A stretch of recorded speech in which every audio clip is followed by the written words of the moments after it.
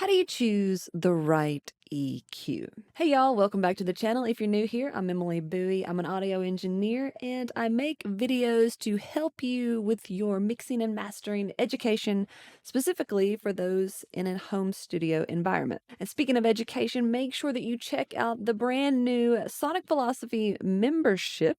There's a few tiers there that you can check out just by clicking on the link in the description. You can download all of my checklist and guides. And if you want all access to my mixing templates and courses, you can choose your membership there as well. Or if you're not ready to do any of that just yet, you can hit the subscribe button to this channel and continue learning from all the free videos that I have available. That's exactly what you're watching here. So let's get on to today's lesson, how to choose the right EQ. Well, the first thing that we've got to do is listen to the song that we have. Now, after we've had a few good listens, there's a couple of things that I like to think about that is going to help me in deciding which type of EQ to choose. So really, I'm going to be choosing between 1 and 2 here. I'm going to be choosing either a hardware emulation plugin or a digital EQ, kind of like the FabFilter Pro Q3. So go ahead and bring that up, which I've got an example of both of those right now. In Luna, you can set this up on all of your tracks with their console emulation system that they have going on. This is the API, and here is that FabFilter Pro Q3. So the first thing that I want to ask myself is, what's the feel, what's the vibe that we're trying to hit here? Whether that's my own idea, my own preference, or if a client has told me that this is what they're going for. They've sent me a reference track. Let's say they want this one to sound a little bit like Fleetwood Mac. So I've got my reference track and I'm going to use that information and probably go with the hardware emulation plugin because it's a classic song. It was recorded on a real console using real hardware equipment. The client obviously wants a little bit of that vintage, little classic sound going on. And so that's how I'm going to make that decision fairly quickly. Something else that I want to keep in mind is, how was this recorded? Was this recorded in a commercial studio? Was it recorded in a bedroom, a home studio, somewhere where there might not be hundreds of thousands of dollars worth of equipment, microphones? So do I need to do any sort of correcting? Do I need to pull out any sort of weird sounds? Are there any competing frequencies, masking issues? If so, then I'm going to stick with the Pro Q3 here because technology has advanced a little bit, and so we can really pinpoint those areas. If there's some sort of a boingy sound in the snare, or if there's some competing frequencies going on, but I need to cut something out and I'm not sure what type of cue that I need to have that at, if it's narrow or wide, I can kind of listen and adjust that until I hit that sweet spot on what I'm trying to correct. In that case, we're going to go with a digital EQ. This also brings up another point. Do I need to blend things? I just got through talking about the cue size. We can choose that ourselves. But if there's something that I want to go ahead and make sure that I'm blending together properly, for example, a drum kit. So we've got a lot of different drum tracks here that is making up our overall drum sound. And if this is something that was recorded well, or even maybe this is a virtual drum kit, that's been heavily processed already. So I don't know if I want to continue down that road. I want to be able to blend those tracks together nicely so that they all sound nice and glued together and sound really nice in the mix. So I'm going to head over here to our hardware emulation plugin because those have some set EQ points already designed by real audio engineers, like the ones I've said before in the white lab coats, the ones that studied a lot of physics and sound and all kinds of other things that is just way above my pay grade. And so I'm very fortunate for them. And then we've got some more modern engineers and computer programmers who have taken all of that information and put it in a plugin version, a plugin emulation version. So it's going to be as close as possible. So I'm going to take that prior information, those prior testings and research, and I'm going to use that. So if I want to say, I don't know, cut out some 400 on the overheads because that's an area where a lot of things can get built up, and we want to pull those out so that these individually placed mics, such as our kick and snare and even toms, can really shine through. But I don't want to have to worry about the cue size like I would in the digital EQ here, the Pro Q3 that I'm using. I don't want to have to worry about what I should set the cue at, because keep in mind that anytime that you cut or boost at a specific point that you want. So even if I went in here and typed in 400, there's a lot of other frequencies that are getting cut at different levels along the way.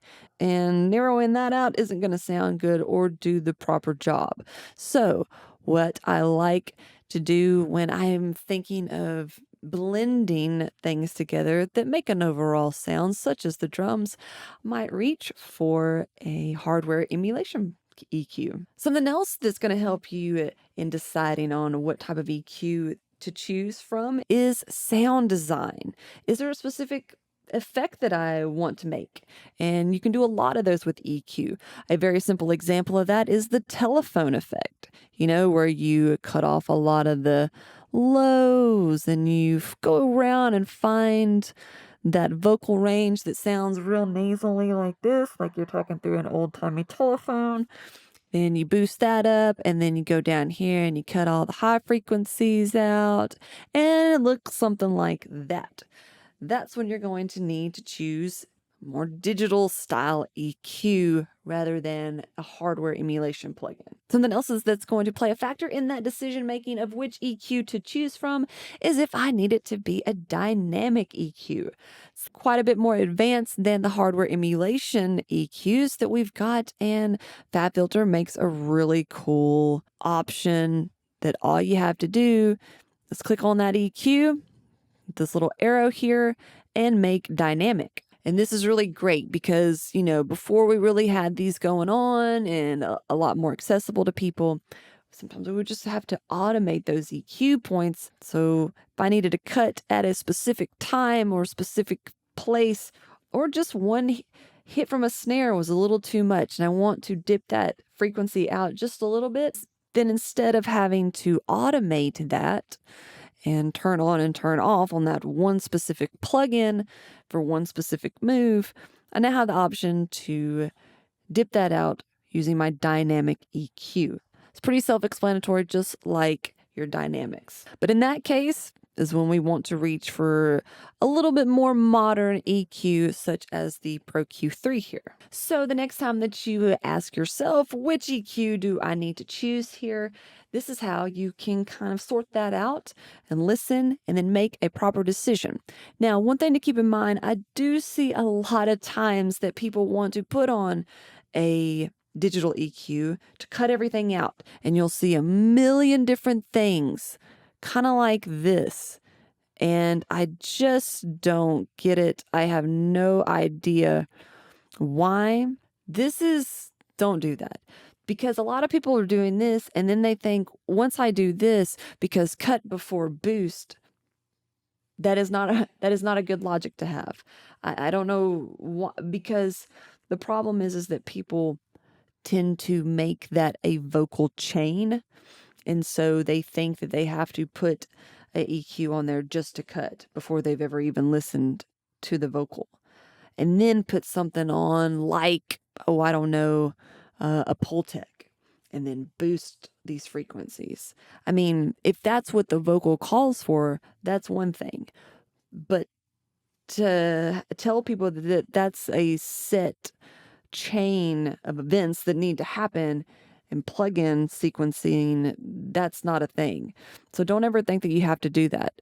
Sometimes I will just have, let's say I've got a vocal and I may think that it sounds a little thin, so we may boost something, around 200 or 300, and then maybe add a little bit of air. If there's something I need to cut out, maybe. But I'm not going to say I've got to throw on my Pro Q3 here and cut everything and then put on a hardware emulation plugin to boost things.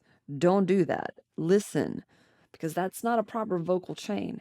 And if you want to check out some really great vocal processing that has been adapted from analog workflow, adapted to work in your DAW, no matter which DAW you have, then check out some of my vocal mixing videos. I'll leave some of them up here and then down in the description box below. I've also got an entire course on how to properly mix vocals, and that's on sale right now. It's the lowest price it's ever been. You can check that out from the website, keep it for yourself, or check out that membership because you can get in, get your information, and if you need to get out of the subscription, then you've already got the information, you've written it down, you've studied it, you've practiced it, and then we'll catch you next time when maybe you've got the funds available. So something to keep in mind, don't worry about those crazy vocal chains. Just listen, and now you know how to choose the proper EQ. All right, y'all, thanks so much for checking this video out. If you do any of these things that I've already talked about, let me know in the comments below. I'd love to hear your thoughts on that. Also, if you did find this video helpful, go ahead and give it a thumbs up.